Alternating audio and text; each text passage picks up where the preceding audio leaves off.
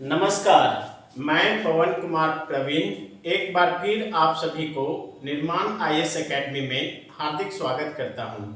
यदि आप मेरे चैनल पर नए हैं तो सबसे पहले मेरे चैनल को सब्सक्राइब कीजिए, लाइक कीजिए, शेयर कीजिए, बेल आइकन को प्रेस कर दीजिए ताकि हर नई वीडियो की नोटिफिकेशन आप तक आसानी से पहुंचता रहे। तो चलिए आज के सेशन की शुरुआत करते हैं। आज जो टॉपिक है वो पीजीटी इतिहास विषय से है, यानी पीजीटी सब्जेक्ट हिस्ट्री से है और ये टॉपिक सेक्शन ए का topic number 3 the Indus civilisation, its origin, nature and decline. मेरे पास सिलेबस है और इस सिलेबस के पीजीटी का हिस्ट्री का जो सिलेबस है उसमें टॉपिक 3 द इंडस सिविलाइजेशन यानी सिंधु घाटी सभ्यता, इट्स ऑरिजिन उसका उद्भव, नेचर यानी प्रकृति और डिक्लाइन ह्रास से संबंधित है। और आप जैसा जानते हैं कि सिंधु घाटी सभ्यता के ऑरिजिन प्रकृति को सारे लोग पढ़ते हैं, लेकिन उसके डिक्लाइन दैट मीन्स ह्रास कैसे हुआ सिंधु घाटी सभ्यता का, इसी पर आज हम लोग का या मेरा जो क्लास है फोकस रहेगा। अभी इतिहास विषय से 243 सीट्स का एग्जामिनेशन होगा और आप लोग की तैयारी बहुत अच्छी चल रही होगी, मुझे विश्वास है। और उसी तैयारी में मैं थोड़ा आपको हेल्प कर दूं, इसीलिए आज लेकर आए हैं डिक्लाइन ऑफ हड़प्पन सिविलाइजेशन कि हड़प्पा सभ्यता का कैसे डिक्लाइन हुआ, इसी पर आज हम लोग चर्चा करेंगे। तो इसके पहले आप ये जान लीजिए कि सिंधु सभ्यता या हड़प्पा सभ्यता क्या है, इसमें क्या क्या पढ़ना है। तो सिंधु घाटी सभ्यता जो है अर्ध ऐतिहासिक युग में यानी अर्ध ऐतिहासिक युग से संबंधित है। अर्ध ऐतिहासिक इतिहास के उस काल को कहते हैं जिस काल में लेखन कला का प्रचलन था, यानी लिपि का ज्ञान था, लेकिन तत्कालीन समय का जो लिपि है उसको पढ़ा नहीं गया। ऐसे ईरा यानी युग को प्रोटो हिस्टोरिक एज के अंतर्गत रखा गया है।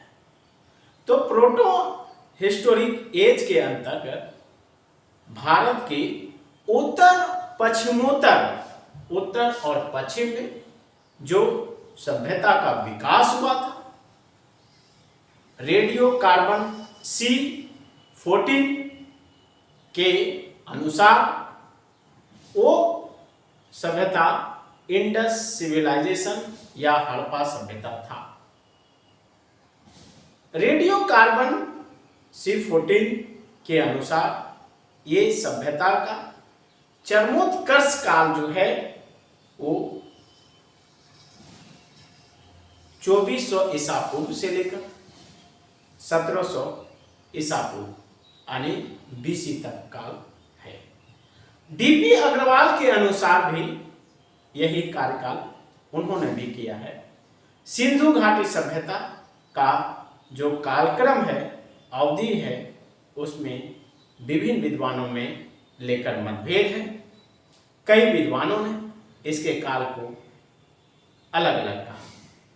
सर्वप्रथम चार्ल्स मेसन ने 1826 ईस्वी में हड़प्पा नामक स्थल पर एक सभ्यता होने का जो है यानी प्राचीन सभ्यता दबे होने का बात कही। हड़प्पा सभ्यता की खोज मोहनजोदड़ो में D.R. बनर्जी और हड़प्पा में D.R. साहनी द्वारा किए गए उत्खननों के पश्चात यानी फलस्वरूप 1920 और 21 ईस्वी सन में हुई। उस समय पुरातत्व विभाग के महानिदेशक जॉन मार्शल थे। चूंकि इस सभ्यता का पूरा अवशेष सर्वप्रथम हड़प्पा में पाया गया था, इसीलिए हड़प्पा सभ्यता को यानी सिंधु घाटी सभ्यता या इस सभ्यता का उपयुक्त नाम हड़प्पा सभ्यता पड़ा। हड़प्पा सभ्यता के लोगों को कांसे की जानकारी थी, इसीलिए इस सभ्यता को कांस्य युगीन सभ्यता यानी आपका ब्रॉन्ज सिविलाइजेशन भी कहा जाता है। आप जानते हैं इसका क्षेत्र बहुत विस्तार था, 12,99,600 वर्ग किलोमीटर। ये बहुत लंबे चौड़े क्षेत्रों में फैला हुआ था और इसका आकार जो है वो त्रिभुजाकार था। उत्खनन में हड़प्पा सभ्यता के 6 बड़े नगर मिले हैं, जिनमें से मोहनजोदड़ो, हड़प्पा, गनवारीवाला, धौलावीरा, राखीगढ़ी और कालीबंगा प्रमुख है। ये सभ्यता नगरीय सभ्यता थी, यानी अर्बन सभ्यता थी। ये पूछा जाता है प्रश्न। वैदिक सभ्यता ग्रामीण सभ्यता थी, जबकि सिंधु घाटी सभ्यता नगरीय सभ्यता मीन्स अर्बन सिविलाइजेशन था। इतनी अच्छी सभ्यता आप देखेंगे, इस सभ्यता की कई विशेषताएं हैं और इतनी सुसज्जित और विकसित सभ्यता कैसे विनाश हो गया धीरे धीरे, क्या कारण रहा होगा विनाश का, इस पर आज चर्चा करेंगे। आज का जो चर्चा है, आप यूपीएससी का प्रश्न देखेंगे तो वहां भी हड़प्पा सभ्यता का विनाश यानी डिक्लाइन ऑफ हड़प्पन सिविलाइजेशन से प्रश्न पूछे गए थे। वहां पर ऑप्शन था कि हड़प्पा सभ्यता का विनाश कैसे हुआ। एक दफा प्रश्न पूछा तो आर्यों की आक्रमण से, भूकंप से, बाढ़ से, उपरोक्त सभी। तो यहां पर उत्तर जो है उपरोक्त में से सभी। लेकिन अभी भी ये नहीं कह सकते हैं कि हड़प्पा सभ्यता का विनाश कैसे हुआ, पतन कैसे हुआ, डिक्लाइन कैसे हुआ। और निश्चित तौर से इस बार पीजीटी का जो एग्जामिनेशन होगा, आपको हड़प्पा सभ्यता के ह्रास से प्रश्न निश्चित रूप से रहेगा। किताब भी बहुत कम दिया गया है। मैं आपको जो फॉलो कर रहा हूं, decline and downfall of Harappan civilisation, ये जो पूरा आपको जो लिखा हुआ है, ये इग्नू का मैं नोट्स को फॉलो किया। तो इसका काट कोई नहीं है, क्योंकि इग्नू का किताब सबसे आपको ऑथेंटिक पुस्तक माना जाता है। और आप जानते हैं इग्नू एक ऐसा यूनिवर्सिटी है जिसे नैक के ग्रेडिंग में A++ मिला है। आप जानिए इसके पाठ्यक्रम जो है, कैरिकुलम जो है, कितना शानदार है। आप कई जो पूर्व में सफल अधिकारी बने हैं वो उनके भी पुस्तक को फॉलो करते हैं। आपको भी पोस्ट ग्रेजुएट ट्रेन टीचर का जो एग्जामिनेशन होगा उसमें इग्नू की किताब को फॉलो करने से आपका स्कोरिंग अच्छा रहेगा और आपकी चयन में मतलब कोई बाधा नहीं आएगी। तो चलते हैं, आज की सेशन की शुरुआत करते हैं। तो आज की सेशन में आप देखेंगे कि हड़प्पा सभ्यता का ह्रास और विघटन में पतन। तो चलते हैं, आप बोर्ड पर देखेंगे, वेरी वेरी इंपॉर्टेंट है पीजीटी एग्जामिनेशन 2022 के लिए।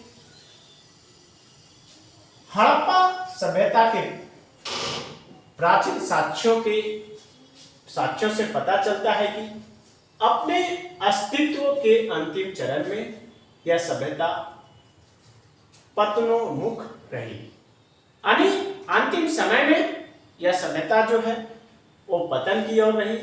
ईसा पूर्व द्वितीय शताब्दी के मध्य तक यह सभ्यता पूर्णतः विलुप्त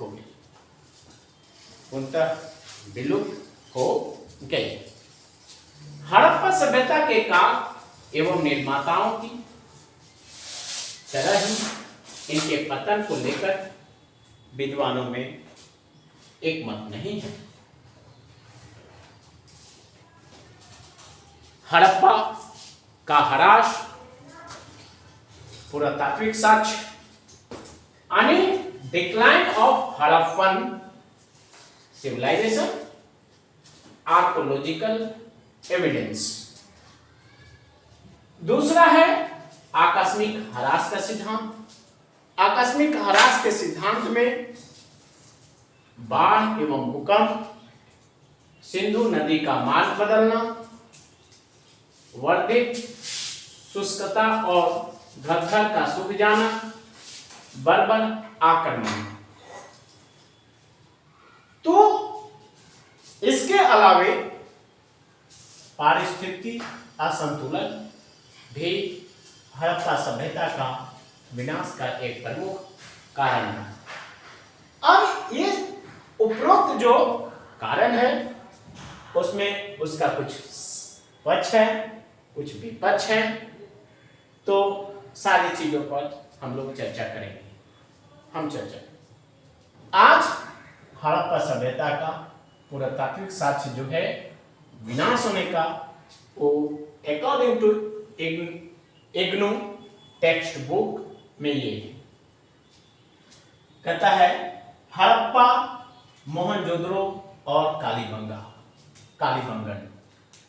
हड़प्पा, मोहनजोदड़ो और कालीबंगन जैसे नगरों का नगर नियोजन और निर्माण में क्रमिक ह्रास हुआ,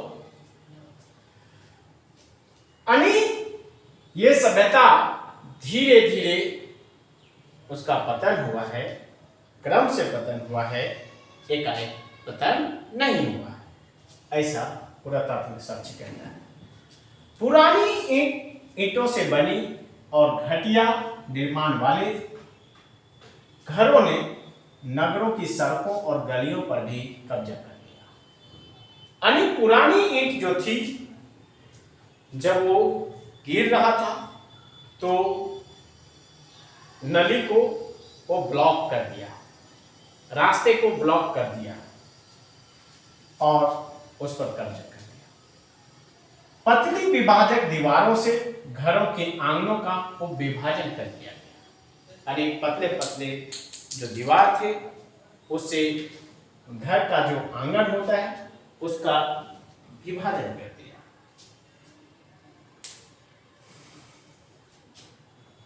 शहर बड़ी तेजी से तंग बस्तियों में बदल गया। तंग बस्ती यानी मलिन बस्ती में, जहां पर ना तो सुसज्जित जल निकासी व्यवस्था है, ना तो नाली का व्यवस्था है, ना तो पक्के सड़क का व्यवस्था है, बदल गया। मोहनजोदड़ो यहां पर के वास्तुकला के विस्तृत अध्ययन से पता चलता है कि विशाल अन्नागार के अनेक प्रवेश मार्ग अवरुद्ध हो गए थे। यानी मोहनजोदड़ो के जो स्नानागार था उसका जो वास्तुकला था, जो प्रवेश का द्वार था, उसके मार्ग जो है अवरुद्ध हो गया था। कुछ समय बाद विशाल स्नानागार और अन्नागार मतलब अन्न भंडार का उपयोग पूर्णतः समाप्त हो गया। इसी समय मोहनजोदड़ो में अपेक्षाकृत बाद के निवास स्थानों में मूर्तियां और लघु मूर्तियों, मनकाओं जो कान में पहना जाता है, मनका, ये पत्थर का चूर्ण और चूना पत्थर से बने होते थे, मनका, और पच्चीकारी की संख्या में स्पष्ट कमी दिखाई देती है। अंत में मोहनजोदड़ो नगर जो था 25 हेक्टेयर से सुकर कर जो है 3 हेक्टेयर की छोटी सी बस्ती रह गई। यानी पुरातात्विक साक्ष्य में कहता है कि इस प्रकार जो है जो मोहनजोदड़ो नगर जो था, जिसकी क्षेत्रफल जो है एरिया 25 हेक्टेयर थी, उससे छोटा कर सुकर करके 3 हेक्टेयर में रह गई। हड़प्पा के परित्याग से पहले लगता है एक और जनसमूह आया था जिनकी जानकारी हमें उनके मुर्दों के दफनाने की पद्धति से चलती है।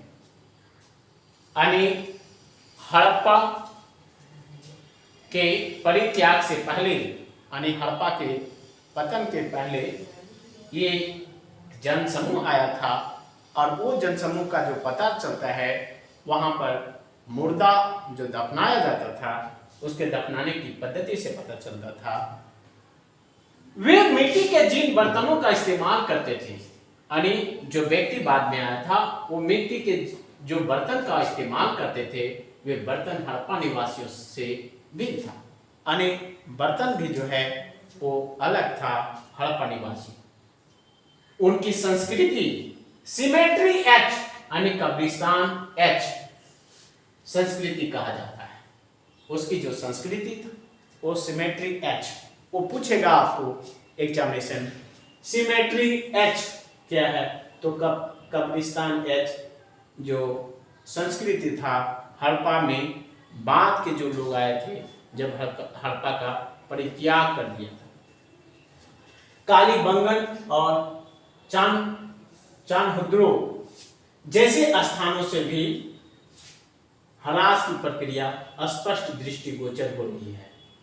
यानी यहाँ पर आप देखें हड़प्पा, मोहनजोदड़ो और कालीबंगा, यहाँ कालीबंगन और चान्होद्रो जैसे स्थानों से भी जो है आपका ह्रास जो है, डिक्लाइन जो है, उसकी जो प्रक्रिया है, प्रोसेस है, वो स्पष्ट दिखाई देती है, यानी दृष्टिगोचर हो रही है।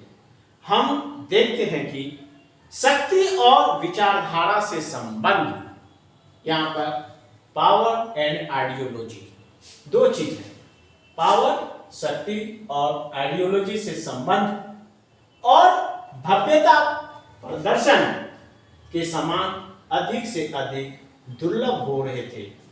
बाद में हड़प्पा और मोहनजोदड़ो जैसे नगरों का पूर्ण परित्याग हो गया, यानी बाद का जो समय था हड़प्पा और मोहनजोदड़ो जैसे नगर जो था परित्याग मतलब उसे छोड़ दिया गया था। आगे देखेंगे बहावलपुर क्षेत्र में स्थान है, पाकिस्तान में भी वर्तमान में। बहावलपुर क्षेत्र में हड़प्पा कालीन पूछेगा, बहावलपुर क्षेत्र हड़प्पा कालीन स्थल कहाँ पर है, तो बहावलपुर क्षेत्र में हड़प्पा कालीन और परवर्ती हड़प्पा कालीन यानी पूर्व के हड़प्पा कालीन स्थानों के शहरी नमूने के अध्ययन से भी ह्रास की प्रकृति परिलक्षित होती है। मतलब उसका कैसे ह्रास हुआ है, उसकी प्रकृति जो है वो दिखाई देती है। नदी के हाकंडी तटों के साथ परिपक्व काल में, जहां यानी परिपक्व उस काल को कहते हैं जब हड़प्पा का एकदम चरमोत्कर्ष काल था। 174 बस्तियां थी वहां उत्तरवर्ती हड़प्पा काल में, यानी उत्तरोत्तर हड़प्पा काल में जो है बस्तियों की संख्या जो है घटकर आपका 50 रह गया। ये पूछता है कि पूर्ववर्ती हड़प्पा काल में जो है बस्तियों की संख्या 174 से जो है इतना रह गई। इस बात की संभावना है कि अपने जीवन के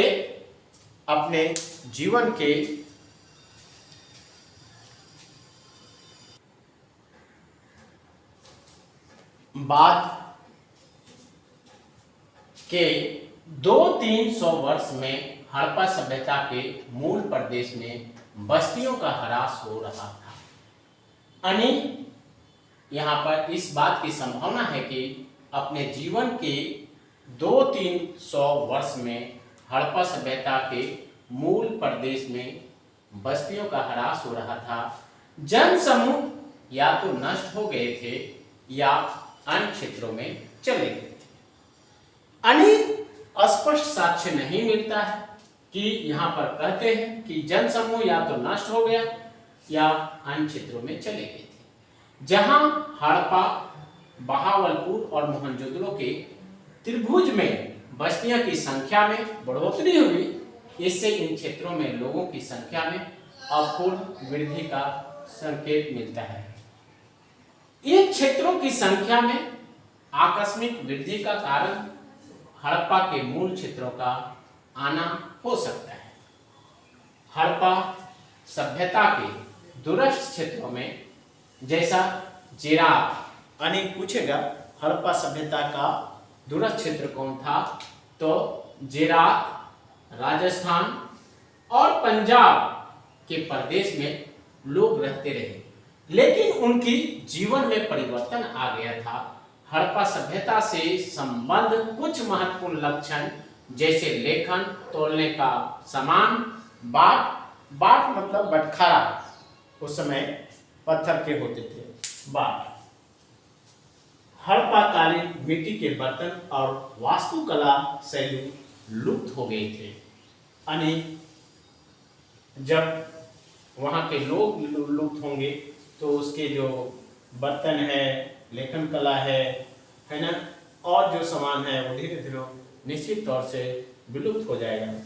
सिंधु नदी के किनारे का परित्याग स्थूल रूप से लगभग 1800 ईसा पूर्व में हुआ। मतलब सिंधु नदी का परित्याग जो है स्थूल रूप से 1800 ईसा पूर्व में हुआ। मतलब सिंधु नदी का जो ये है परित्याग, यानी उसका जो बहाव है वो 1800 ईसा पूर्व में हुआ। इस तारीख का समर्थन इस तथ्य से होता है कि मेसोपोटामिया साहित्य में 1900 ईसा पूर्व के अंत तक, यानी 1900 ईसा पूर्व के अंत तक मेलुहा का उल्लेख समाप्त हो गया था। यानी मेलुहा जो है मेसोपोटामिया के साहित्य में सिंधु घाटी से संबंधित मिलता है। तथापि आज भी हड़प्पा कालीन नगरों के अंत का कालानुक्रम अस्थायी नहीं है। हम आज तक यह नहीं जान सके हैं कि मुख्य बस्तियों का परित्याग एक ही समय हुआ अथवा भिन्न भिन्न अवधियों में हुआ। तथापि यह अवश्य निश्चित है कि कुछ नगरों के परित्याग और अन्य बस्तियों के विनगरीकरण से हड़प्पा सभ्यता के ह्रास का संकेत मिलता है। तो इस प्रकार according to IGNOU textbook, उसमें हड़प्पा का ह्रास का पुरातात्विक साक्ष्य decline of Harappan civilisation according to archaeological evidence का था। अब हम लोग जो नेक्स्ट है आपका आकस्मिक ह्रास का सिद्धांत, यानी एकाएक इमरजेंसी बाढ़ एवं भूकंप क्वेश्चन आएगा, आकस्मिक ह्रास के सिद्धांत के अंतर्गत आते हैं। ऑप्शन ए बाढ़ एवं भूकंप, ऑप्शन बी सिंधु नदी का मार्ग बदलना, ऑप्शन सी वर्धित शुष्कता और घग्गर का सूख जाना, ऑप्शन डी इनमें से सभी। अधिकांश आपके प्रश्न जो है मल्टीपल चॉइस क्वेश्चन रहेगा, यानी 3-4 ऑप्शन रहेंगे। फिर कहेगा कूट का निम्नलिखित कूट का प्रयोग करते हुए सही उत्तर का चयन करें, ये आपके रहेगा। और चौथा जो है बर्बक आक्रमण अन्य सिद्धांत में पारिस्थितिकी असंतुलन है। तो इस प्रकार आज के क्लास में मैं डिक्लाइन ऑफ हड़प्पन सिविलाइजेशन पर बात किए। आने वाले जो क्लास होगा उसमें आकस्मिक ह्रास के सिद्धांत पर बात करेंगे। निश्चित तौर से आपको आज के क्लास से फायदा हुआ होगा। यदि आप ये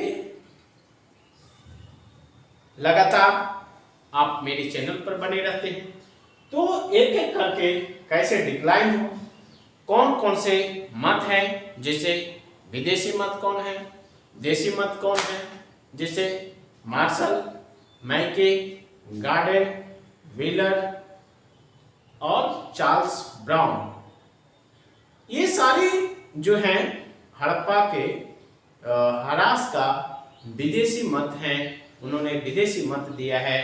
जबकि देशी मत में जो हैं कुछ व्यक्ति हैं जिनका नाम इस प्रकार है, आप यदि याद करने का कोशिश करेंगे, fair service, Amalanand Ghosh, Allwyn दंपति, तो ये सारे जो हैं हड़प्पा सभ्यता की उत्पत्ति संबंधी सिद्धांत दिए हैं। आप मेरे चैनल पर बने रहेंगे। धन्यवाद। और मैं आपके उज्जवल भविष्य का कामना करता हूं कि आप जो है पीजीटी एग्जामिनेशन में सक्सेस हो और अपने राज्य और राष्ट्र की सेवा करते रहें। धन्यवाद।